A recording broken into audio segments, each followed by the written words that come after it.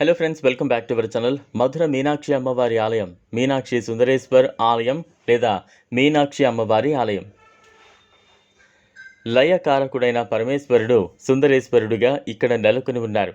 ఒక చారిత్రక హిందూ ఆలయం. ఇది భారతదేశంలో తమిళనాడులో మదురై పవిత్ర నగరంలో ఉంది. ఇది సుందరేశ్వర్ లేదా సుందరనాథుడి రూపంలో శివదేవుడికి మరియు మీనాక్షి రూపంలో అతడి దేవేరి పార్వతికి అంకితం చేయబడింది. ఈ ఆలయం 2500 సంవత్సరాల నాటి పాత మదురై నగరపు జీవన విధానాన్ని కలిగి ఉంటుంది. ఆలయ సముదాయం ముఖ్య దేవతలకు 2 బంగారు గోపురాలతో పాటు 14 అద్భుతమైన గోపురాలు లేదా టవర్లకు నిలయంగా ఉంది. ఇవి అద్భుతమైన శిల్ప చిత్రకళా రీతులతో ఉంది.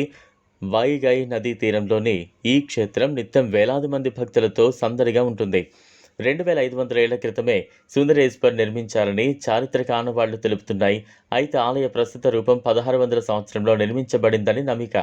ఎత్తైన ఆలయం 170 అడుగుల ఎత్తులో ఉంది. ఇది 4 ముఖాలలో 4 ప్రవేశ ద్వారాలతో ఉన్న తమిళనాడులోని అతి కొద్ది ఆలయాలలో ఒకటి. శైవ తత్వశాస్త్రానికి చెందిన తిరుజ్ఞాన సంబంధార్ ఈ ఆలయం గురించి 7వ శతాబ్దంలోనే పేర్కొన్నాడు. ఖిల్జీ సేనాని దురాక్రమణదారుడు మాలిక్ కపూర్ దీన్ని కూల్చివేయించినట్లు చెప్తారు.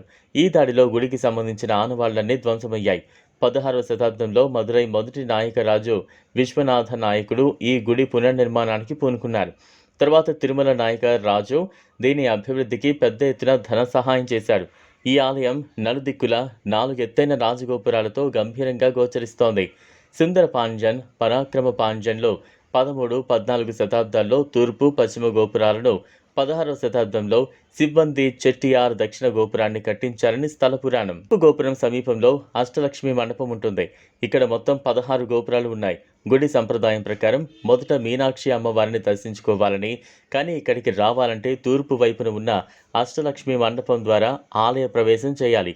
చూపరులను కట్టిపడేసే మరో అద్భుత నిర్మాణం స్వర్ణ కమల తటాకం. ఆలయ ప్రవేశ ద్వారంపై అమ్మవారి కళ్యాణ ఘట్టాలు శిల్పాల రూపంలో చెక్కబడ్డాయి. మీనాక్షి తిరుకల్యాణం ఈ ఆలయంలో జరిగే ముఖ్యమైన పండుగ. దీన్ని ఏటా ఏప్రిల్లో నిర్వహిస్తారు. రథోత్సవం, తెప్పోత్సవంతో పాటు పలు ఉత్సవాలు జరుపుతారు. అమ్మవారి కళ్యాణం లాగే అవని మూలోత్సవం ఇక్కడ ప్రధానంగా నిర్వహించే పండుగ.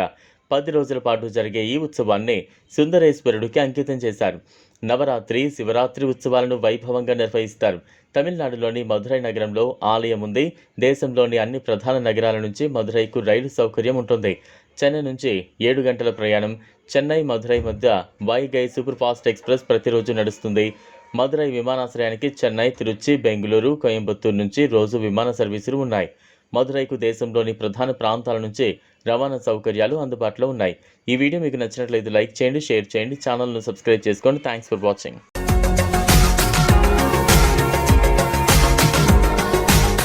మరిన్ని అప్డేట్స్ కోసం మా ఛానల్ని సబ్స్క్రైబ్ చేయండి.